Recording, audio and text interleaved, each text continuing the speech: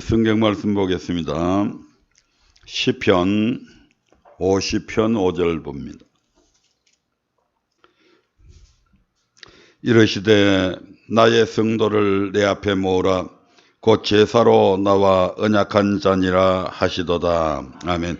한번 읽겠습니다. 시작. 이르시되 나의 성도를 내 앞에 모으라. 곧 제사로 나와 언약한 자니라 하시도다. 아멘. 오늘 우리가 읽은 본문의 말씀을 통해서 예배는 창조의 목적이라고 하는 주제를 가지고 이제 앞으로 몇 시간 동안 함께 은혜 나누려고 합니다. 우한 코로나로 인해서 많은 교회들이 가정에서 예배를 드린다, 온라인 예배를 드린다, 그렇게 드려도 상관이 없다, 이렇게 해서 예배에 대한 많은 이 원칙들이 무너져 버리고 흩어져 버린 그런 지금 상황이 도래가 되었습니다. 그래서 이 시점에서 예배에 관한 말씀들을 성경을 근거로 해서 명확하게 증거해야 될, 또 입장 정리를 해야 될 저와 여러분들이 되었으면 싶어서 주제를 이러한 것으로 정했습니다. 하나님은 전지전능하신 분이신데 왜 에덴 동산 가운데에 선악을 알게 하는 나무의 실과를 두셨을까요? 하나님은 이미 아담이 나중에 결국 그 선악과를 따먹게 된다는 것을 알고 계셨을 거잖아요. 그럼에도 불구하고 왜 에덴 동산 안에 선악과를 만들으셨을까? 또 하나님이 선악을 알게 하는 나무의 실과를 다 먹으려고 할 때 그때 아담에게 나타나서 아담아, 내가 그거 너 먹지 말라고 그랬잖냐? 이렇게 말씀 한마디만 해주셔도 안 먹을 텐데 왜 그때 하나님은 가만히 침묵하고 계셨을까? 사람들은 종종 이런 의문들을 가지게 되는데 이 같은 의문은 하나님께서 사람을 창조하신 목적을 이해하지 못하는 데서 비롯됩니다. 그러므로 우리는 성경에 대한 바른 이해와 신앙의 올바른 성장을 위해서 반드시 하나님께서 사람을 창조하신 목적을 알아야 됩니다. 단적으로 얘기하면 하나님은 사람을 위해서 사람을 창조하신 것이 아니라는 얘기입니다. 하나님의 영광을 위해서 사람을 창조한 것이지 사람을 위해서 창조한 것이 아니에요. 그 아담이 선악과를 따먹는데 그럼 왜 버려두셨냐? 하나님께서는 사람을 로봇으로 만들지 않았어요. 프로그래머 시키지 않았다 이 말입니다. 자율성을 주었어요. 네가 선택해라 이 말이죠. 나는 네게 이렇게 살기를 원한다. 그렇게 이렇게 살아라. 그렇게 언약을 맺으시고 거기에 대해서 살든지 안 살든지 간에 그것은 누가 선택해야 된다? 바로 자기 자신이 선택하게 만들었다는 거죠. 그래서 그 하나님의 명령을 따라 선택하게 될 때에 비로소 하나님께서 영광을 받으시는 것입니다. 한편 하나님께서 사람을 창조하신 목적은 허물과 죄로 죽은 우리를 구원하신 목적과 동일합니다. 이 말씀이 무슨 말씀인지 아직 잘 이해가 안 되겠지만 나중에 뒤에 가면 하나하나 비교해서 설명을 드릴 테니까 그때 대해서 자세히 알기를 바랍니다. 그러면 하나님께서 우리를 창조하신 목적, 그 구원하신 목적은 무엇일까? 아담의 불순종으로 인해서 사람은 누구나 예외 없이 죄악 중에서 출생하여 죄의 종노를 하며 살아갑니다. 그리고 그 죄로 인해서 모든 사람이 사망에 이르게 되었으며 죽은 후에는 하나님의 심판을 받아서 영원한 지옥의 형벌을 받게 됩니다. 그러나 하나님은 우리를 사랑하셔서 독생자 예수 그리스도를 이 땅에 보내주셨고 그리스도께서 우리 모두의 죄를 담당하시고 십자가에 피 흘려 죽어서 부활하심으로 우리에게 영원한 생명을 주셨습니다. 그 은혜로 말미암아 구원받은 우리가 반드시 알아야 될 것은 하나님께서 독생자 예수 그리스도를 십자가의 고통 속에 피 흘려 죽게 하시면서까지 우리를 구원하신 목적이 뭐냐 이 말입니다. 이건 반드시 알아야 된다는 거죠. 네. 다음의 성경 구절에서 그러한 목적이 잘 나타나 있음을 봅니다. 히브리서 9장 14절의 말씀을 한번 보겠습니다. 히브리서 9장 14절입니다. 같이 읽습니다. 하물며 영원하신 성령으로 말미암아 흠없는 자기를 하나님께 드린 그리스도의 피가 어찌 너희 양심으로 죽은 행실에서 깨끗하게 하고 살아계신 하나님을 섬기게 못하겠느냐. 예. 이 말씀 속에 우리를 구원하신 목적이 그대로 담겨 있습니다.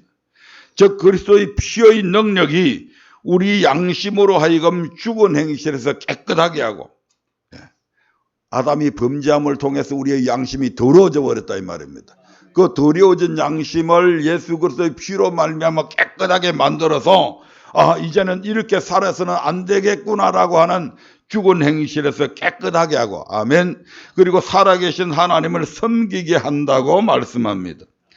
다시 말하면 하나님께서 예수 그리스도의 피로 말미암아 우리를 구원하신 목적이 우리로 하여금 이제부터는 죽은 행실을 버리고 하나님을 섬기게 하기 위함이라는 것입니다. 또한 하나님은 이스라엘의 출애굽 역사를 통해서도 이스라엘 백성들을 출애굽시킨 목적이 바로 하나님을 섬기는 데 있음을 우리가 알 수가 있습니다.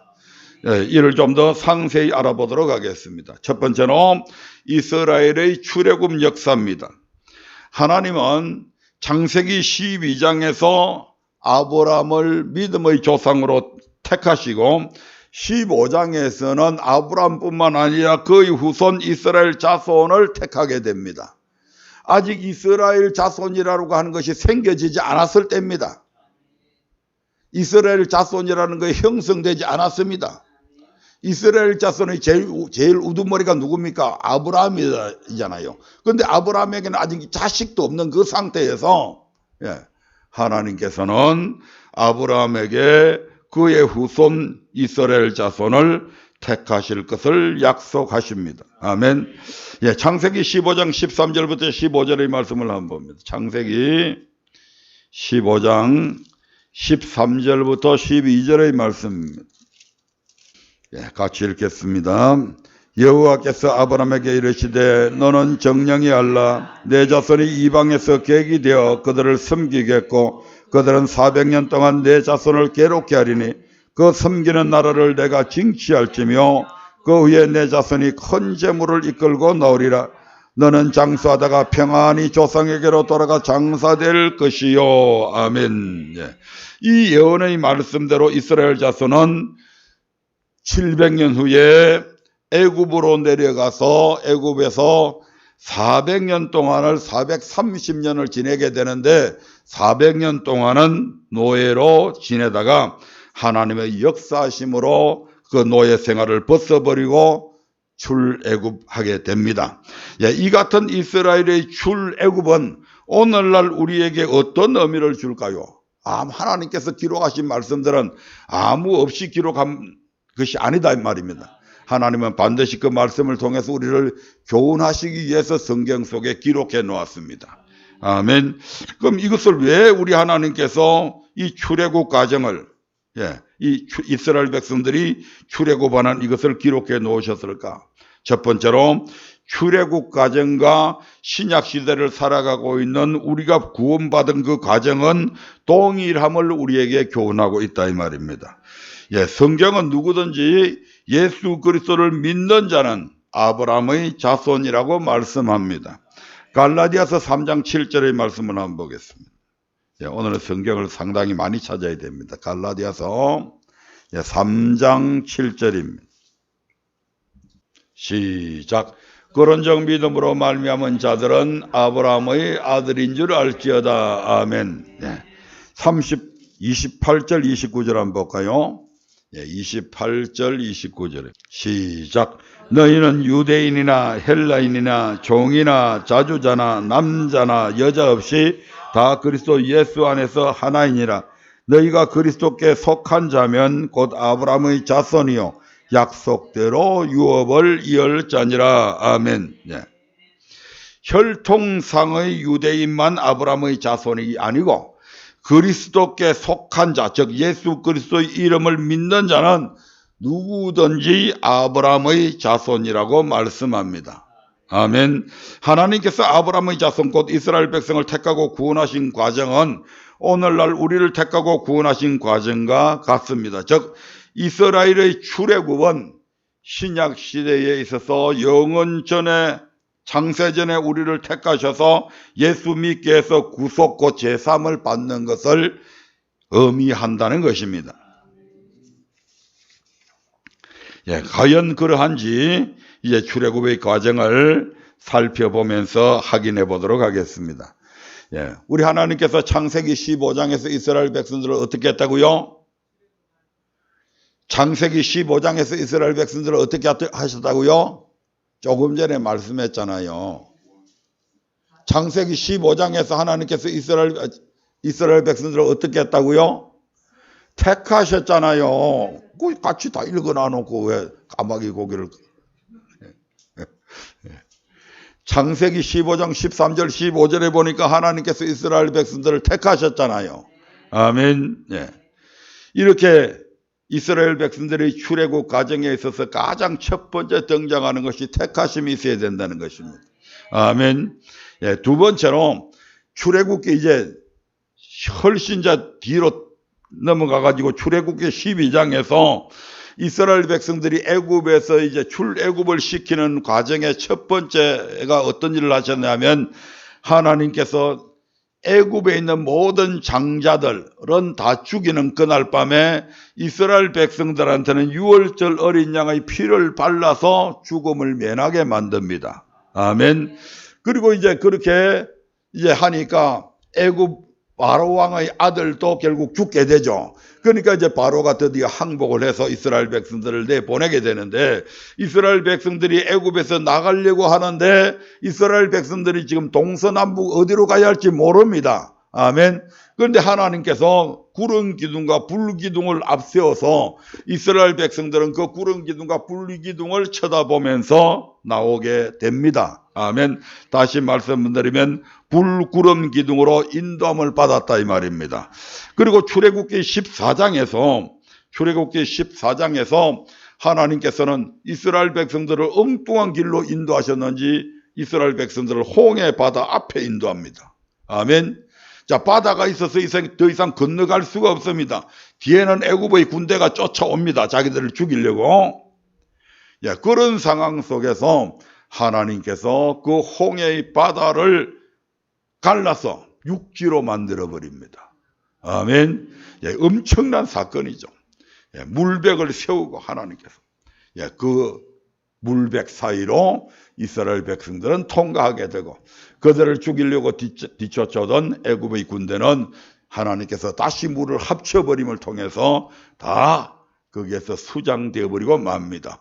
그리고 출애굽기 15장에 딱 들어가니까 이스라엘 백성들이 애굽의 군대가 그렇게 무서워했던 그 애굽의 군대들이 삽시간에 홍해 바다에서 다 전멸하는 것을 보고 그들이 하나님을 노래하게 되죠. 여호와는 나의 힘이요 노래시며 그는 나의 구원자요 그는 나의 하나님이라고 하는 위대한 신앙 고백을 모세가 시켜서 그런 것이 아니고 아멘. 자기들이 그 광경을 보면서 마음속에서 끓어오르는 그 감격 속에서 이러한 고백을 하게 됩니다.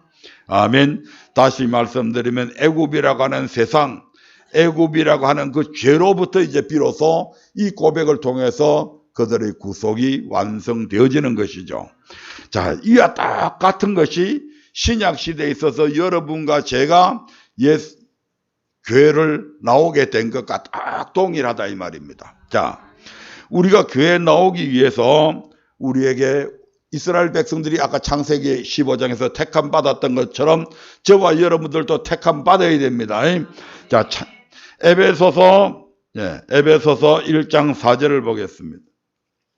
에베소서 1장 4절입니다. 시작. 곧 창세전에 그리스도 안에서 우리를 택하사. 아멘. 예.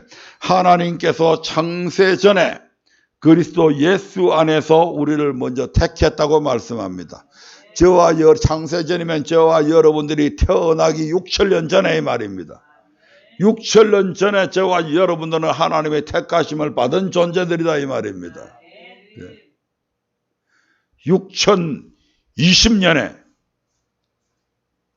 저 언약교회에 나가서 예수 믿고 믿을 것을 우리 하나님께서 택하셔서 여러분들이 여기 나온 거지 우연히 나온 게 아니라 이 말입니다.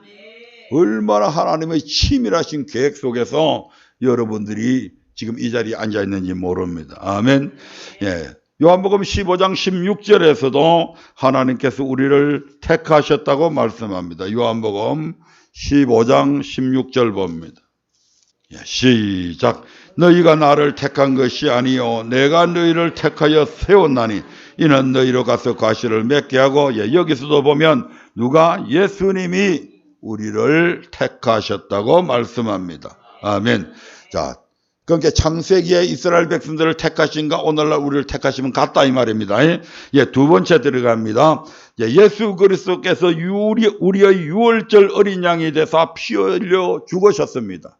이스라엘 백성들을 위해서는 어린 양을 잡아서 그 피를 문 임방과 설주에 빨라서 그들이 죽음을 면하게 되잖아요. 아멘. 이와 똑 마찬가지로 이제는 그러한 동물의 피가 아닌 예수님 자신이 당신이 유월절 어린 양이 되어서 우리를 위해서 피 흘려 주셨다는 것입니다. 고린도전서 5장 7절을 봅니다. 고린도전서 5장 7절입니다. 시작. 너희는 누룩 없는 자인데 새 덩어리가 되기 위하여 묵은 누룩을 내어버리라. 우리의 유월절 양 곧 그리스도께서 희생이 되셨느니라. 우리가 우리의 죄값을 치르기 위해서 희생 죽음을 당해야 되는데 우리 대신에 누가 당했다고요? 주님께서 십자가에서 당신의 피를 다 쏟아서 죽으심을 통해서 그 피로 인해서 우리가 죽지 않고 살아났다 이 말입니다. 그 죽지 않고 우리가 의롭게 되어졌다 이 말입니다. 고린도전서 15장 3절도 보겠습니다. 고린도전서 15장 3절입니다. 시작. 내가 받은 것을 먼저 너희에게 전하였노니 이는 성경대로 그리스도께서 우리 죄를 위하여 죽으시고 아멘. 우리 주님께서 십자가에 죽으신 것은 당신이 무슨 잘못을 위해서 죽은 게 아니에요. 어떻게 죽었다고요? 성경에 예언한 대로 죽었다. 아멘. 성경에 뭐라고 예언되었어요? 우리의 죄를 위해서 희생 제물이 되셨다 이 말입니다. 아멘. 그래서 주님께서 우리를 위해서 대신 죽어주심으로 저와 여러분들이 살게 된 겁니다. 이스라엘 백성들은 유월절에 어린 양의 피를 문 임방과 설주에 발라서 그들이 죽음을 면하고 살아났지만 우리는 예수 그리스도께서 우리 죄를 위해서 대신 죽어주심으로 그 죄값을 때문에 우리가 죽어야 되는데 우리가 죽지 않고 우리는 살아나고 우리 대신 주님께서 십자가에 못 박혀 죽으심으로 피 흘려 주심으로 우리는 살아나게 되었다는 얘기입니다. 이스라엘 백성들의 출애굽 과정과 우리가 구속 제산 받는 과정이 여기까지 동일한 거 맞습니까? 세 번째로 이스라엘 백성들은 불구름 기둥으로 인도함을 받았는데 우리는 누가 인도하신다? 하나님께서 직접 우리를 인도하셨다고 성경은 말씀합니다. 요한복음 6장 44절을 보겠습니다. 요한복음 6장 44절입니다. 시작. 나를 보내신 아버지께서 이끌지 아니하면 아무라도 내게 올 수 없으니 아멘. 나를 보내신 아버지께서 이끌지 아니하시면 이 땅에 예수님을 누가 보내셔서요? 아버지 하나님께서 보내셨잖아요. 지난번에 보니까 하나님께서 하늘에서 내려온 산떡 예수님을 이 땅에 보내셨잖아요. 그런데 이 아버지께서 나를 보내신 아버지 그 하나님께서 이끌지 아니하면 아무라도 예수 믿을 수 있다 없다? 절대 못 믿는다. 그래서 여러분들이 오늘 여기 교회에 나오는 이것이 우연히 나온 게 아니라니까요. 아버지께서 이끌었기 때문에 나왔다 이 말입니다. 아멘. 65절도 보겠습니다. 65절 시작. 또 가라사대 이러므로 전에 내가 너희에게 말하기를 내 아버지께서 오게 하여 주지 아니하시면 누구든지 내게 올 수 없다 하였노라 하시니라. 아멘.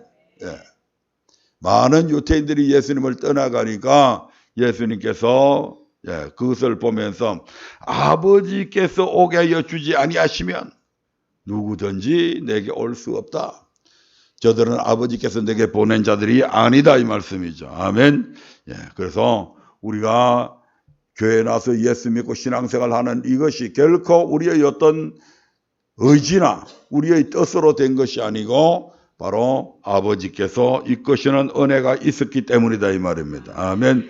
예, 뿐만 아니고 우리를 이렇게 나온 우리에게 예수님을 주라고 고백하게 하시는 것도 누가 하신다?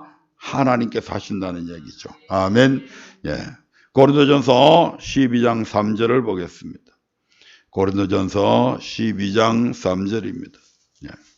이스라엘 백성들로 하여금 여호와는 나의 힘이요 노리시며 그는 나의 구원자요 나의 하나님이라고 고백한 것은 그들이 우연히 그렇게 한 것이 아니고 누가 지어내서 이렇게 고백을 해라라고 가르쳐서 그렇게 고백한 것이 아니고 아멘.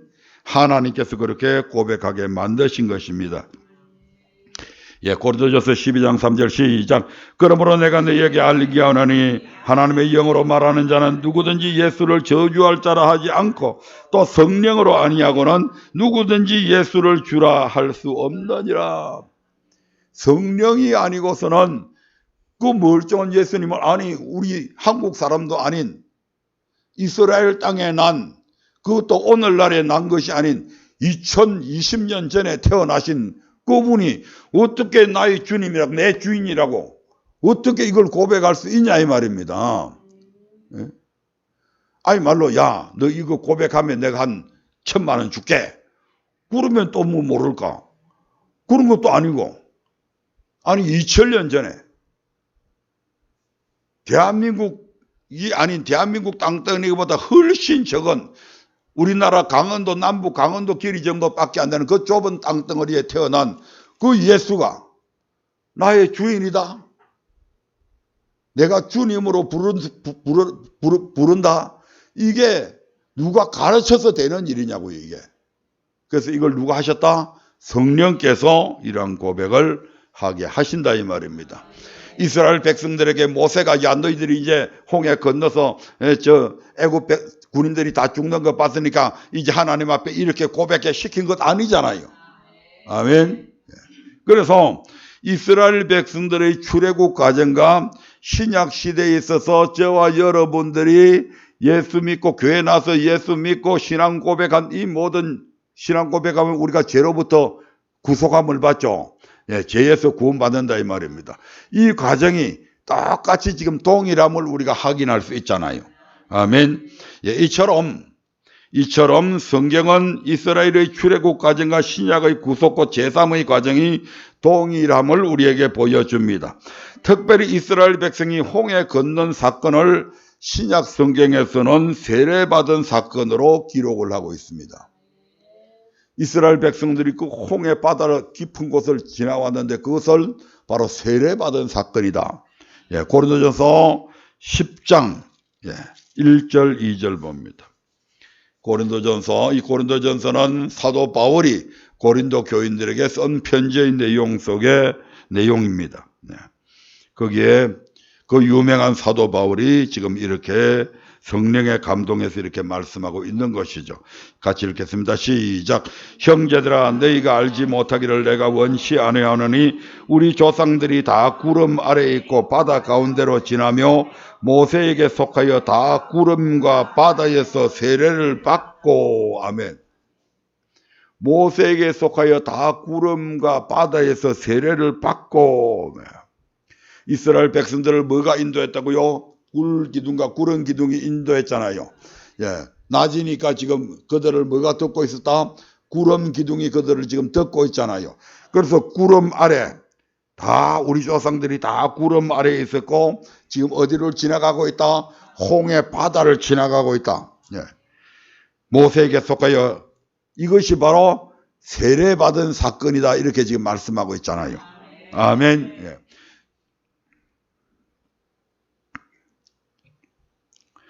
예, 신약 시대에 있어서 세례는 어떤 사람이 받습니까? 아무나 그냥 교회 나오면 다 세례 줘버립니까? 그날 오늘 교회 나왔어요 그래서 세례 줄게요 이렇게 하는 거 아니잖아요. 아멘. 예, 신약시대에 이르러 세례는 어떤 사람이 받는가 하면 사도행전 8장 12절에서는 이렇게 기록을 하고 있습니다. 사도행전 8장 12절입니다. 같이 읽습니다. 시작. 빌립이 하나님 나라와 민 예수 그리스도의 이름에 관하여 전도함을 저희가 믿고 남녀가 다 세례를 받으니. 아멘.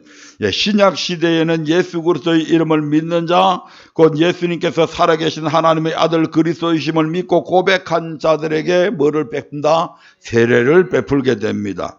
예, 이를 통해서 우리는 홍해를 건너 여호와는 나의 힘이요 나의 구원이시며 나의 하나님이시다라고 고백한 이스라엘 백성은 오늘날 성령으로 예수를 주로 고백하고 예수 그리스도의 이름으로 세례받은 성도와 같으며 이스라엘의 출애굽은 구속곧 제사함에 대한 예표임을 알 수가 있다 이 말입니다. 아멘. 또한 이스라엘 민족이 애굽에서 나와 40년 동안 있었던 광야 생활이 있죠.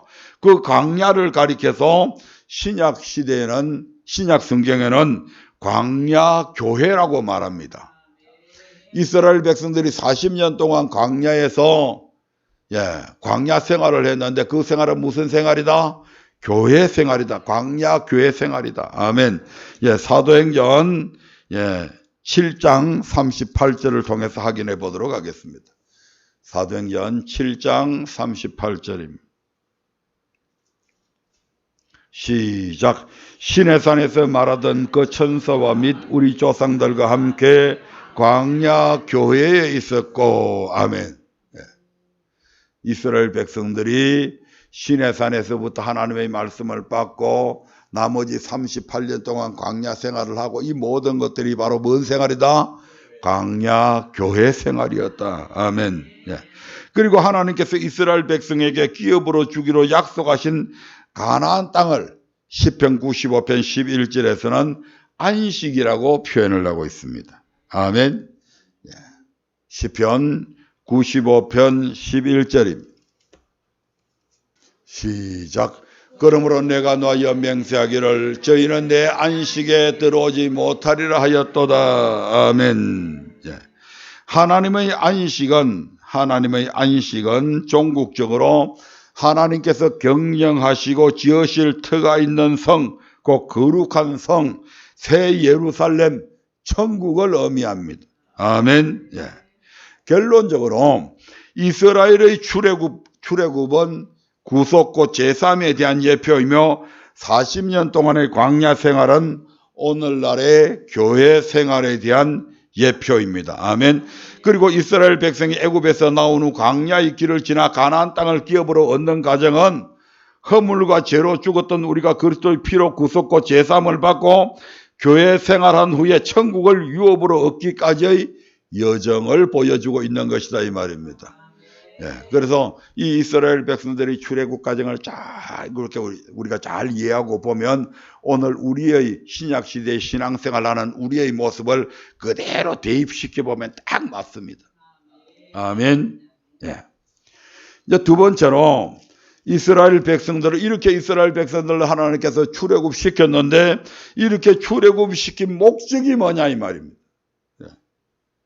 단순히 그들이 애굽 백성의 노예로 살기 때문에 불쌍해서 출애굽 시켰냐? 그게 아니라고 하는 거죠.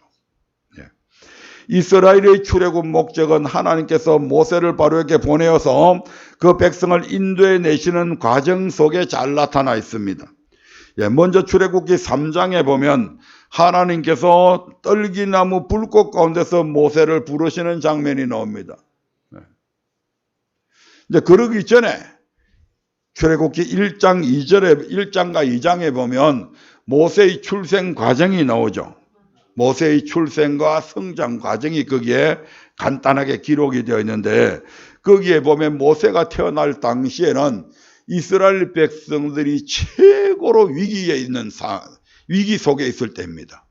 모세가 출생할 그 당시에는 최고로 이스라엘 백성들이 가장 큰 위기 속에 봉착했을 때입니다. 왜냐하면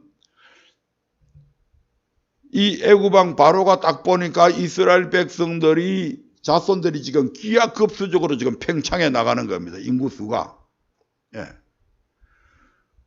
오히려 애굽에 있는 원 애굽 사람들보다도 숫자가 더 많아질 지경으로 이스라엘 백성들이 인구 숫자가 늘어나게 됩니다. 아멘. 굉장히 위험한 거죠. 네. 만약에 백인들이 미국을 지금 주장을 하고 있는데 흑인의 숫자들이 백인보다도 2배, 3배 막 이렇게 늘어난다. 그러면 백인들 입장에서 거기에 대해서 위기의식을 느낄까요? 안 느낄까요? 느껴요. 왜? 저것들이 맨날 흑인만 투표해가지고 앞으로 우리 미국이라고 하는 나라가 완전히 저 흑인들한테 지배당하는 것 아니야? 하는 이런 두려움을 가질 수 있잖아요. 마찬가지로 지금 애굽 사람들도 이 이스라엘 백성들의 인구가 급속도로 팽창해 나가니까 거기에 위기의식을 느낀 겁니다. 예. 그래서 바로 왕이 이런 조치를 취하게 되죠. 예, 산파들한테 그 당시에는 산파들이 주로 아기를 받았으니까 산파들을 불러가지고 야 이스라엘 백성들이 낳을 때 아기를 낳을 때 남자애가 나면 무조건 죽여. 살려두지 마. 예, 이렇게 이제 산파들한테 지시를 하게 되는데 이 산파들이 그렇게 하질 않죠. 그래서 결국 바로왕한테 불려갑니다. 왜 안 죽였어? 우리가 죽이기 싫어서 그런 게 아니고요. 이스라엘 여자들은 건강해가지고 우리가 아기 낳는다는 소식을 듣고 가면 벌써 아기를 다 낳아놓고 있었어요. 그래서 이미 낳아 있는 걸 자기들이 다 보고 있는데 어떻게 죽일 수 있나요? 이렇게 하나님께서 지혜를 주셔서 그들이 그 위기를 모면하게 되죠. 그러는 이제 와중에서 모세라고 하는 아이가 태어나게 되는 겁니다. 아멘. 근데 이 부모가 보니까 이 모세가 너무 귀엽고 이제 갓 태어났는데도 보고 이게 애가 보통 애처럼 안 보였어. 그래서 그 부모가 너무 이 모세를 사랑해서 이 모세를 죽이지 않고 그 다음부터 이 산파들이 이제 시켜가지고 죽이려고 했는데 이게 실패하게 되자 이제 노골적으로 애굽의 바로왕이 이스라엘 백성들은 사내아이가 태어나게 되면 전부 다 자기들 손으로 다 죽이라 이런 명령을 내리게 됩니다. 그래서 이제는 부모들이 자기들이 10달 동안 태속에서 애지중지 키워놓은 그 아이가 출산하게 되면 그 아이를 할 수 없이 차마 죽이지를 못하고 이런 광주리 같은 데다가 아기들을 넣어가지고 나일 강못에다가 띄우게 됩니다. 아기는 자동적으로 죽겠죠. 악의 밥이 되든지. 그런 상황 속에서 이 모세가 태어난 거죠. 모세가 태어났는데 그 부모가 모세가 너무 사랑스러우니까 차마 그러지 못하고 이 아기를 비밀 동안 10달 동안 키우게 됩니다. 근데 키우다가 보니까 아기 울음소리가 벌써 10달이 지나니까 이게 처음에는 앵앵 하다가 왕 하고 이제 크게 우니까 야 이거 큰일 났다. 그래서 할 수 없이 이런 광주리에다가 역청 물이 들어오지 않도록 그런 기름을 딱 바르고 거기 안에 모세를 넣어서 이제 나일 강못에 띄우게 됩니다. 그런데 그때 이제 애굽의 공주 바로의 딸이 시녀들과 함께 그곳에 목욕하러 나와가지고 우연히 애기 우는 소리를 듣고 우연이 아니죠. 하나님께서 섭리하신 거죠. 이 애기 우는 소리를 듣고 가서 딱 뚜껑을 열어보는 순간 야, 이 애기가 분명히 이스라엘 애기는 맞는데 너무너무 이 애기가 예쁜 거예요. 그냥 한눈에 뿅 간 거예요. 그래서 야, 이 애기를 그렇지 않아도 내가 자식이 없는데 이 애기를 우리 애기로 삼자라고 이렇게 마음 먹고 있는데 근데 당장 이 애기니까 뭐 유모가 있어야 되잖아요. 이걸 이 모세의 누나가 참 눈치가 빠른 것 같아, 이 미리암이. 그래가지고 얼른 그 간격을 딱 지켜보고 있다가 딱 헐레벌떡 모른 척하고 딱 뛰어가서 애기네요. 혹시 유모가 필요하지 않으세요? 참 지혜로워요. 그러니까 그래 유모가 필요해. 그 유모 하나 구해줄 수 있니? 내가 유모 구해드릴게요. 그렇게 해서 그 유모를 소개시킨 것이 바로 다시 모세의 어머니, 자기 어머니를 모세의 유모로 이제 등장시키게 되고 그래서 모세는 안전하게 자라게 됩니다. 그리고 나이가 이제 어느 정도 이제 젖을 떼고 그때부터 모세는 애굽의 왕궁에서 왕자들과 함께 길류게 되는 것이죠. 그래서 왕자들이 받는 그 모든 학문과 무예를 모세가 다 익히게 됩니다. 얼마나 씩씩한 청년으로 자라났는지 모릅니다. 그래서 모세가 나이가 40이 딱 되었을 때에 이 모세가 다음 차기 애굽의 왕으로 등극할 정도로 모든 문무에 있어서 또 지혜가 엄청 뛰어나가지고 언변도 말도 잘하고 씩씩하고 그러니까 완전히 차기 애굽의 바로 왕으로 주목받게 되는 거죠. 그런 와중에 모세가 이제 람셋이라고 하는 곳에 이스라엘 백성들이 거기서 노예 생활하면서 살고 있는데 자기 백성들을 시찰하러 가게 되는 거죠. 그 시찰하러 가가지고 거기서 애굽의 군인이 자기 백성들이 아무 죄도 잘못도 없는데도 불구하고 채찍을 가지고 치는 것을 보고 붕괴해서 한참 40대니까 뭐 못할 것이 없잖아요. 그래서 그냥 그 군인을 애굽이 얼마나 이 모세가 이 무예에 출중했더니 딱 한 방에 그냥 탁 썰어서 주변에 사람이 있나 보고 바짝 모래 속에다가 파묻어 버립니다.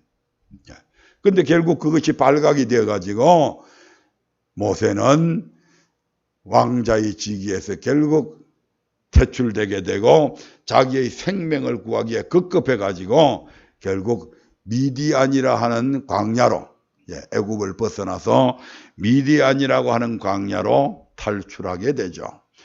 거기서 그는 약 40년 동안을 양치기를 하게 됩니다. 양을 치는데 뭐 애굽에서 학문 필요 있어요? 수삭이 필요 있어요? 웅변이 필요해요?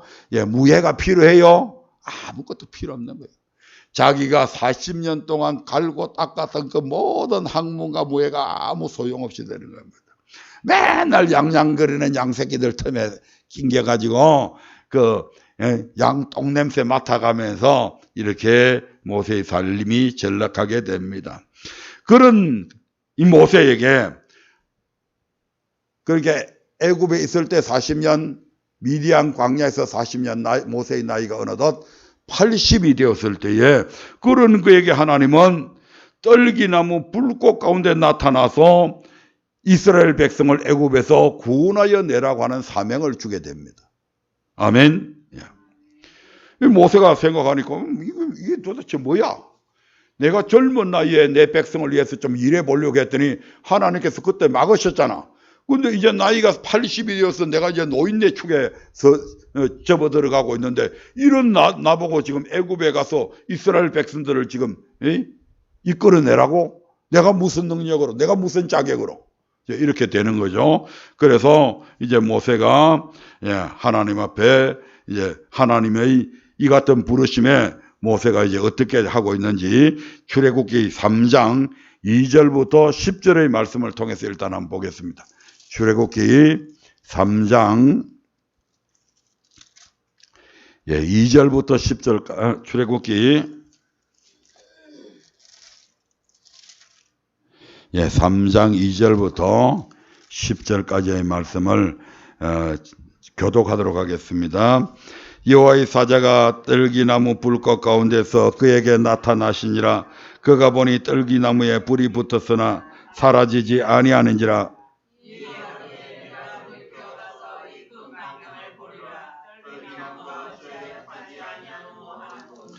여호와께서 그가 보리고 돌이켜 오는 것을 보신지라. 하나님이 떨기나무 가운데서 그를 불러 가라사대 모세야 모세야 하시매 그가 가로되 내가 여기 있나이다. 하나님이 가라사대 이리로 가까이 하지 말라. 나의 성 그것은 거룩한 땅이니 내 발로 씻으리라. 또 이르시되 나는 내 조상의 하나님이니 아브라함의 하나님 이삭의 하나님 야곱의 하나님이니라. 모세가 하나님 벼기를 두려워하여 얼굴을 가리우매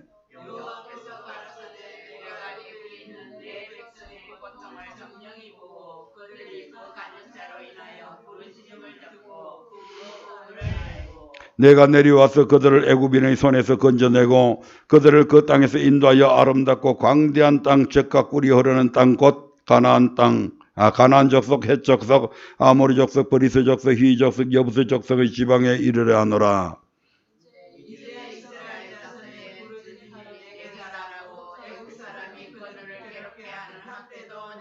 다 같이 이제 내가 너를 바로에게 보내어 너로 내 백성 이스라엘 자손을 애굽에서 인도하여 내게 하리라.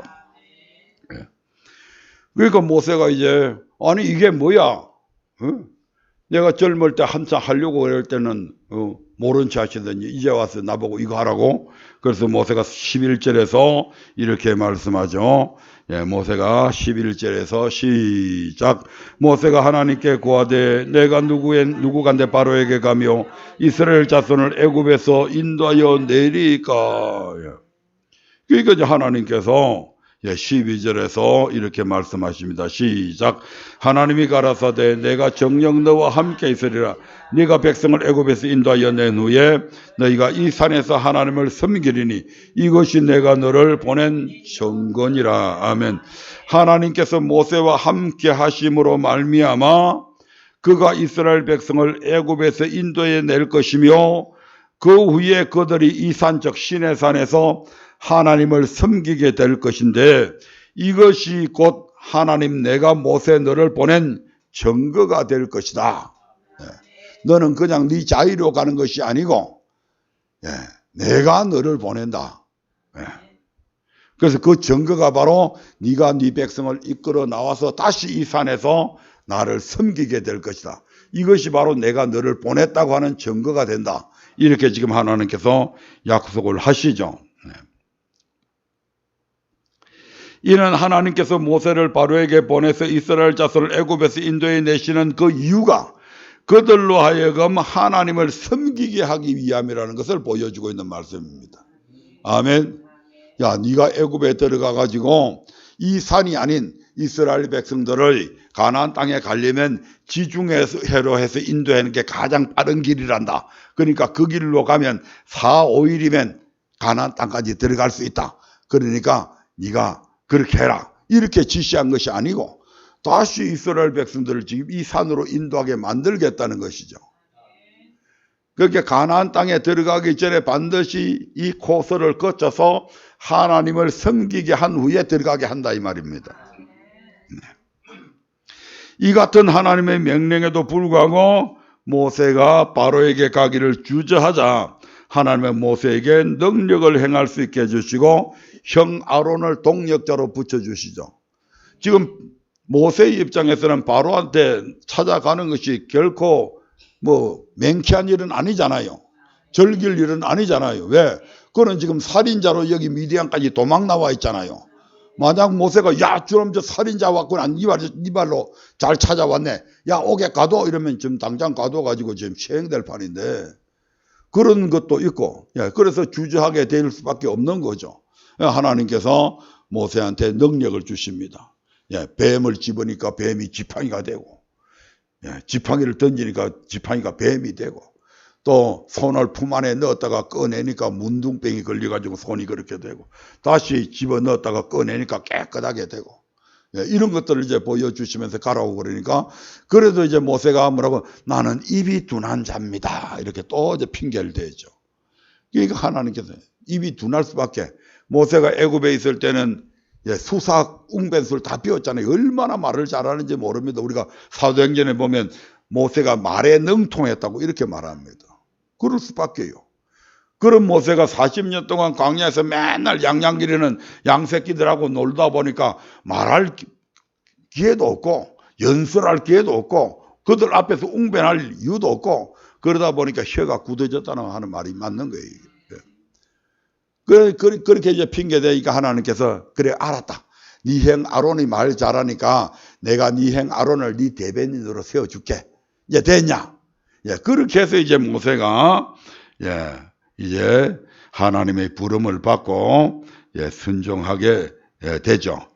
그래서 결국 바로에게 가서 하나님의 말씀을 전하게 되는데 그러나 하나님께서 바로와 그 신하들의 마음을 이제 강팍하게 함을 통해서 바로는 모세가 가서 이스라엘 백성들을 이제 내어주라 해방시켜주라 라고 요구하는데도 불구하고 오히려 하나님께서 지금 바로의 마음을 그 신하들의 마음을 강팍하게 만드니까 그러한 모세의 요구에 무슨 소리 하는 거야 저 자식이. 아니 이스라엘 백성들이 우리의 노예고 이 노예라고 하는 것은 그들의 재산이잖아요. 근데 이걸 그냥 내어주라고? 저놈 저거 미친 거 아니야? 이렇게 해서 그냥 당장에 쫓아내버리고, 야, 이놈들 가만히 둬서 안 되겠다. 지금보다도 훨씬 더 고역을 힘들게 만들어라. 이렇게 이제 이야기하게 되는 거죠. 오히려 화가 미치게 되는 겁니다. 그래서 이제 하나님은 이때부터 바로 왕이 이스라엘 백성을 내어보내주기까지 계속해서 애굽 땅에 10가지 재앙을 내리시게 되는 거죠. 이 과정에서 이제 재앙이 처음에는 뭐 별거 아니다 싶었는데 점점 더 그 재앙들이 이제 더 심한 것으로 가중되어 버리니까 애굽 전역이 그냥 황폐화되어 가는 거죠. 그러니까 이제 바로가 이래서는 안 되겠다 해가지고 결국 모세를 불러서 타협안을 제시하게 되는 거죠. 그래서 모세를 불러가지고 야, 이 재앙을 좀 깨치게 해달라. 그러면 내가 네 요구 들어줄게. 야, 이제 그렇게 거래를 하면서 이제 모세가 바로한테 찾아가가지고 매번 요구하는 것들이 있습니다. 그걸 이제 한번 읽어보고 오늘 시간 없으니까 오늘 반은 하려고 그랬는데 그럴 시간이 없을 것 같으네요. 출애굽기 7장 16절 보겠습니다. 출애굽기 7장 16절입니다. 시작. 그에게 이르기를 히브리 사람의 하나님 여호와께서 나를 왕에게 보내어 이르시되 내 백성을 보내라. 그들이 광야에서 나를 섬길 것이니라. 아멘. 8장 1절 봅니다. 시작. 여호와께서 모세에게 이르시되 너는 바로에게 가서 그에게 이르기를 여호와의 말씀에 내 백성을 보내라. 그들이 나를 섬길 것이니라. 20절 봅니다. 시작. 여호와께서 모세에게 이르시되 아침에 일찍 일어나 바로 앞에 서라. 그가 물로 나오리니 그에게 이르기를 여호와의 말씀에 내 백성을 보내라. 그들이 나를 섬길 것이니라. 9장 1절. 여호와께서 모세에게 이르시되 바로 앞에 들어가서 그에게 이르라. 히브리 사람의 하나님 여호와께서 말씀하시기를 내 백성을 보내라. 그들이 나를 섬길 것이니라. 13절 봅니다. 여호와께서 모세에게 이르시되 아침에 일찍 일어나 바로 앞에 서서 그에게 이르기를 히브리 사람의 하나님 여호와의 말씀에 내 백성을 보내라. 그들이 나를 섬길 것이니라. 10장 3절입니다. 모세와 아론이 바로에게 들어가서 그에게 이르되 히브리 사람의 하나님 여호와께서 말씀하시기를 내가 어느 때까지 내 앞에 겸비치 아니하겠느냐. 내 백성을 보내라. 그들이 나를 섬길 것이니라. 아멘. 이처럼 모세와 아론이 바로에게 들어가서 전한 말이 공통된 말이 있죠. 그게 뭡니까? 내 백성을 보내라. 그들이 나를 섬길 것이니라. 하나님은 모세를 바로에게 보내시면 매번 내 백성을 보내라. 그들이 나를 섬길 것이라는 말씀만 마침 앵무새처럼 반복해서 전하도록 이렇게 지시하셨습니다. 이것은 무엇을 의미합니까? 하나님께서 이스라엘 자손을 애굽에서 구원하시는 목적이 그들로 하여금 하나님을 섬기게 하는 데 있었다는 것입니다. 아멘. 이 같은 출애굽의 목적은 신약에서도 찾아볼 수 있습니다. 사도행전 7장 6절부터 7절의 말씀을 한번 보겠습니다. 사도행전 7장 6절부터 7절입니다. 시작. 하나님이 또 이같이 말씀하시되 그 씨가 다른 땅에 나그네 되리니 그 땅 사람이 종을 삼아 400년 동안을 괴롭게 하리라 하시고 또 가라사대 종 삼는 나라를 내가 심판하리니 그 후에 저기가 나와서 이곳에서 나를 섬기리라 하시고. 아멘. 이 말씀은 스데반 집사가 예루살렘 공회에 잡혀가서 그들 앞에 변론한 내용의 일부인데 하나님께서 아브라함에게 약속하신 말씀을 그대로 지금 전하고 있습니다. 아멘. 스데반은 하나님께서 이스라엘 백성을 택하시고 애굽에서 구원하신 목적이 하나님을 섬기게 하기 위함이라고 지금 말씀하고 있는 것이죠. 앞서 이스라엘의 출애굽은 구속과 제삼을 의미한다고 하였습니다. 따라서 이스라엘의 출애굽 목적은 하나님께서 그리스도의 피로 우리를 구속하신 목적과 동일하며 그 목적은 하나님을 섬기게 하는 데 있음을 알 수가 있습니다. 아멘. 그래서 우리가 히브리서 9장 14절에서는 그리스도의 피가 우리 양심으로 죽은 행실에서 깨끗하게 할 뿐만 아니라 살아계신 하나님을 섬기게 한다고 말씀하고 있는 것입니다. 그러므로 그리스도의 피로 구원함을 받았음을 진심으로 믿는다면 반드시 살아계신 하나님을 섬겨야 합니다. 그런데 예수 믿는 대부분의 사람들이 이 사실을 간과한 채 신앙생활을 하고 있다 이 말입니다. 하나님께서 그리스도의 피로 자신을 구원하신 것은 단지 천국으로 인도하시기 위함이라고 생각할 뿐이고 하나님을 섬겨야 한다는 것에 대해서는 전혀 잘 알지 못하고 신앙생활을 하고 있다 이 말입니다. 목적 없는 신앙생활을 하고 있는 것이죠. 하나님이 우리를 예수 믿게 한 것은 우리를 천국 데려가기 위해서 예수 믿게 한 거야. 이것만 알고 있는 거예요. 내가 천국 가기 위해서 하나님을 먼저 섬겨야 된다고 하는 이 사실은 전혀 교회에서 거의 가르쳐지지가 않는다 이 말입니다. 하나님이 이스라엘 백성들을 애굽에서 인도해 낼 때 그저 인도해 내가지고 만약 가나안 땅에 들어가는 것이 목적이었다고 한다면 굳이 시내산 쪽으로 오게 할 필요가 없잖아요. 그냥 지중해를 따라서 가나안 땅으로 그대로 인도해 버리면 되잖아요. 그런데 하나님께서 그리 안 하고 이스라엘 백성들을 시내산으로 오게 해서 그곳에서 하나님의 말씀을 1년 동안이나 거의 듣게 만들잖아요. 그리고 그 말씀대로 이제 행하나 아니하나 광야 교회 생활을 하게 만들잖아요. 그 광야 교회 생활을 통해서 그들의 하나님을 제대로 섬기게 될 때에 그 섬긴 사람들만 결국에는 가나안 땅에 데리고 가잖아요. 이걸 안 가르친다 이 말입니다. 교회 나오면 예수 믿으면 천국 갑니다. 이것만 가르쳤지 왜 하나님께서 당신을 천국 가게 하기 위해서 교회로 나오게 했는지 그 목적 자체는 안 가르쳤다 이 말입니다. 그러니까 신앙생활은 성도들의 신앙생활이 개떡 같은 거예요.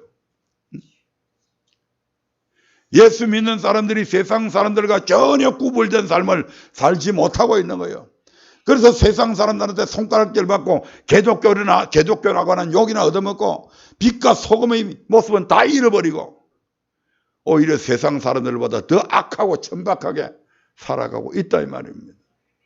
무엇을 몰라서? 목적을 몰라서. 목적을 안 가르쳐 주었기 때문에 이제 이거 회복하자 이 말입니다. 이 회복해야 돼요. 그래야 우리 그리스도인들이 다시 빛과 소금된 모습으로 사람들한테 인정받게 되는 거예요. 개독교라고 하는 이 더러운 욕들을 벗어버리자 이 말입니다. 그건 우리가 하는 거예요. 세상 사람들이 그렇게 하는 것이 아니라 우리가 빛과 소금으로 바뀌어지면 자동으로 그거는 되게 되어 있다 이 말입니다.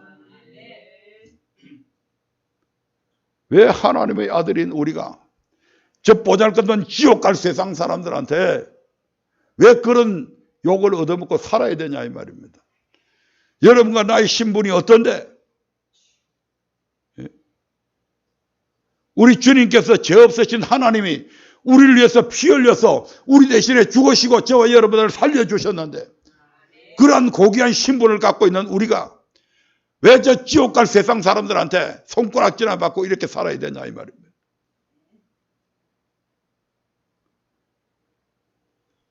우리가 세상 사람들에게 그렇게 자랑하고 다니지는 않습니다만은 우리의 신분이 얼마나 고귀한 신분인데요.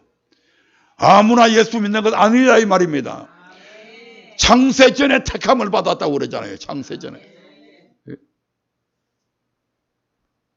1년, 2년 전에 택함 받은 거 아니에요.